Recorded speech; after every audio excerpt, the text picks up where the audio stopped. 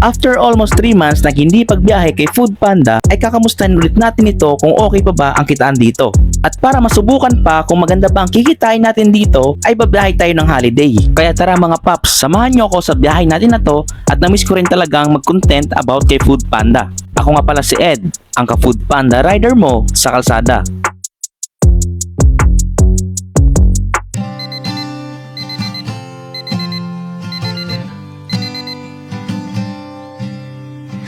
How would I say I love you without any words? Oo nga pala mga paps, holiday ngayon at 3 hours lang ang kukunin natin. Kaya tara, simulan na natin. Bueno mano, dito sa Jollibee Graceland. 33 pesos lang to guys kasi malapit lang naman. Halos sa likod lang naman ng Jollibee nito ang destination nila ma'am, kaya in-accept ko na rin. Sa ganitong rate, mapagkakamalang ka talaga ang ginagamit mo ay bike rate. Pero ito talaga ang rate ni Food Panda. Lalo na kung walang mga malalapit na nakabike, ikaw talaga ang pipiliin niya kahit naka-motor rate ka pa. Usong-uso kasi sa Food Panda yan. Mga naka-bike rate, tapos motor naman yung mga gamit. Sabi nga nila, diskarte lang daw yan. Kaya bahala na kayo sa buhay nyo. Pangalawang booking natin, dito yan sa Hana's Cassava Cakes, kung saan i-deliver natin to sa Antipolo North. Galing ang Marikina ay i-deliver ko to lagpas dito sa Masinag. Medyo mabanti lang ako dito sa pin location ni ma'am kasi bawal ka doon banda. Papagalitan ka kasi ng mga traffic enforcer kasi nakaharang yung motor doon, kaya no choice kundi iabante ko to. At dahil ayaw din maglakad ng customer ay no choice kundi ibumaba ng motor at ihatid to doon sa mismong unahan.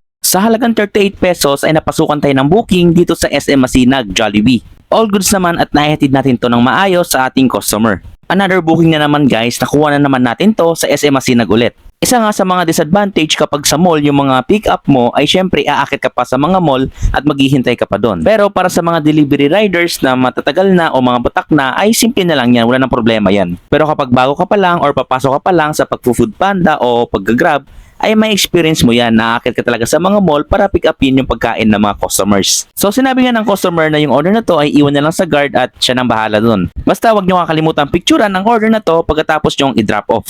Next booking natin ay dito sa Mang Inasal sa SM Masinag ulit. Isa nga sa mga concern ko dito sa Mang Inasal ay ino-note nila yung order as ready to pick up na, tapos pagdating mo doon ay hindi pa pala handa at maghihintay ka pa ng mga ilang minuto. Ang ending ay iisipin ng customer na bakit ang tagal ng rider ready naman na yung pipick upin namin. So kami ang haharap sa galit ng customer at syempre kami ang mag-i-explain. So wag nyo namang i-note na ready na tapos pagdating doon ay maghihintay pa kami. Kayo, may man na-experience ba kayong ganyan sa Inasal at sa mga ibang vendor? Ito guys, last booking ko nga pala dito sa Panadero Bake Shop dito sa Marikina. 72 pesos to at baka last booking ko na to kasi inabutan na ako ng 3 hours. Pwede ka naman dito mag-extend at pwede ka rin mag-add ng shift mo. Pero sa case na to ay sobrang init na rin kasi at gusto ko na magpahinga. Tamang sideline lang kasi muna to kasi holiday ngayon at no work no pay ako. So para kahit papano ay hindi masayang yung tambay ko at kumikita pa rin ako kahit na holiday. So sa 3 hours na binyahin natin guys ay kumita tayo ng 337 pesos. At dahil nakakuha tayo ng quest ay nakakuha rin tayo ng 66 pesos.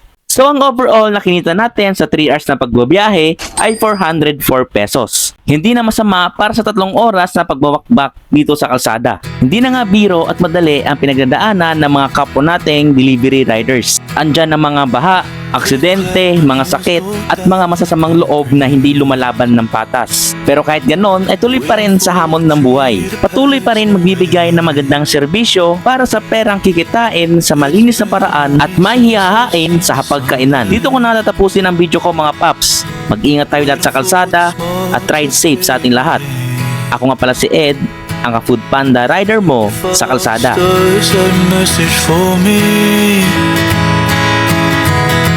It would be hopefully see you soon.